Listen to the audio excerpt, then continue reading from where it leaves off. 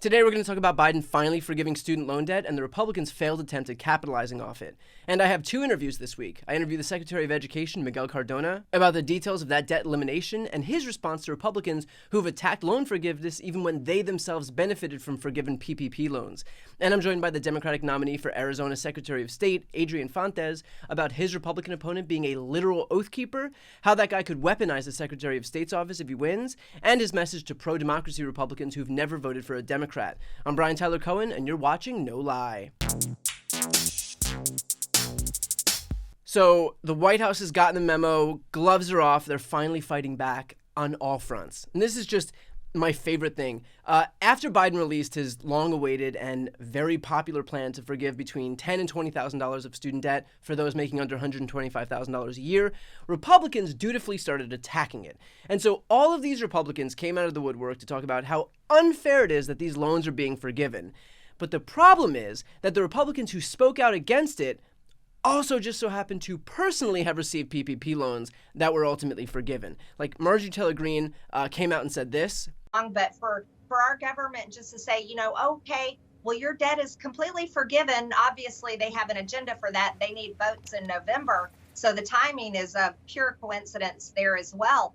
But it's completely unfair. And taxpayers all over the country, taxpayers that never took out a student loan, taxpayers that pay their bills and maybe even never went to college or just hardworking people, they shouldn't have to pay off the great big student loan debt for some college student that piled up massive debt going to some Ivy League school. That's not fair. And the White House Twitter account quote tweeted that and said, quote, Congresswoman Marjorie Taylor Greene had $183,504 in PPP loans forgiven.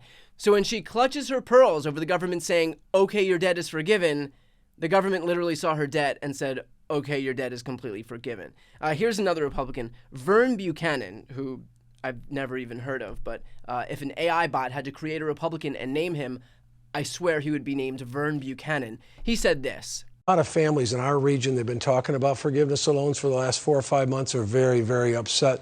Many of them work 2 jobs to be able to put their kids through college, and then to think that a lot of these loans are going to be forgiven is wrong, and they're very outraged about it. And there's a lot of kids that are working a job or 2 to try to pay it as they go. I know I was a blue-collar kid, and first in my family to go to college, and I worked 2 jobs through college to be able to pay my tuition as I went along. So it's not about me, but just in general, people are very outraged, I think is the best word. The White House Twitter account quote tweeted that and said, quote, Congressman Vern Buchanan had over $2.3 million in PPP loans forgiven. Mark Wayne Mullen whined on Twitter about paying student debt. The White House account quote tweeted him and said, quote, Congressman Mark Wayne Mullen had over $1.4 million in PPP loans forgiven.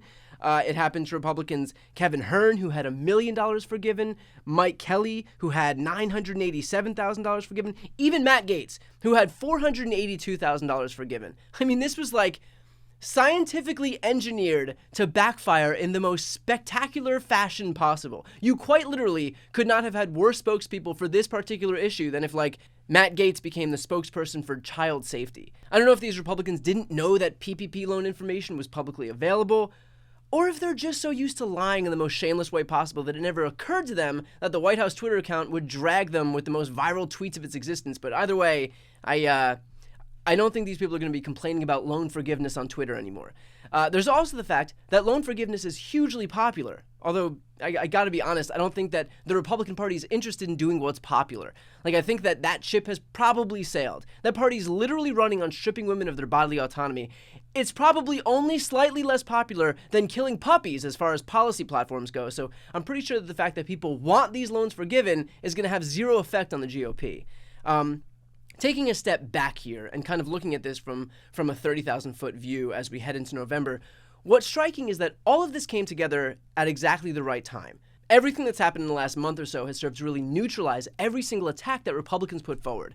Republicans claim that Democrats were ineffective. Okay, Democrats passed the Inflation Reduction Act. It was the biggest climate investment in history, lowered drug costs, made the rich pay their fair share.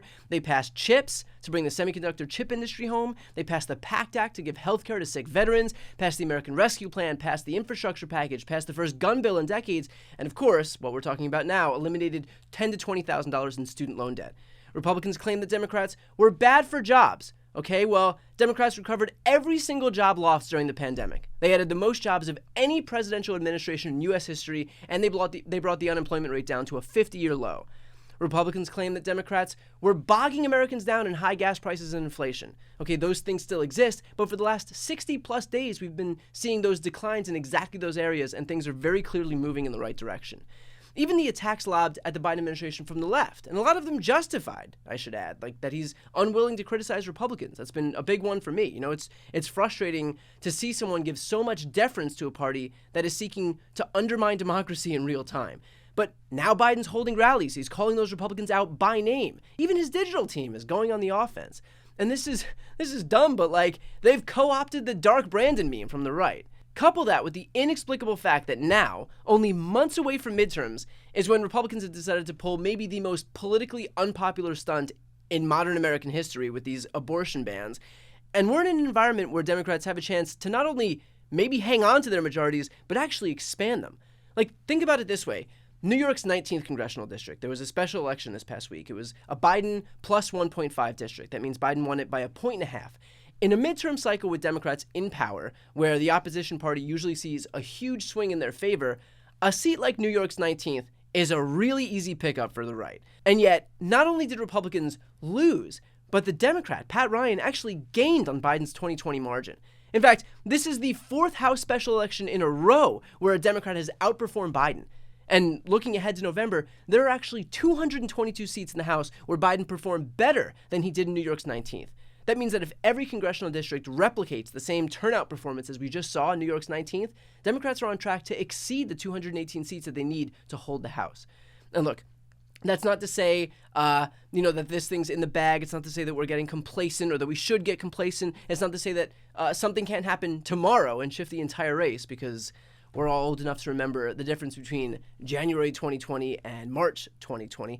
But it is to say that we've got a fighting chance, that we have the chance to win. And if we can, that means codifying Roe, it means voting rights protections, banning gerrymandering, making Election Day a federal holiday, DC statehood, banning assault weapons, taking even stronger action on climate. So we are close. We just have to stay engaged, hammer away at the facts, let everyone know exactly what Republicans stand for, and keep touting the ways that Democrats are delivering.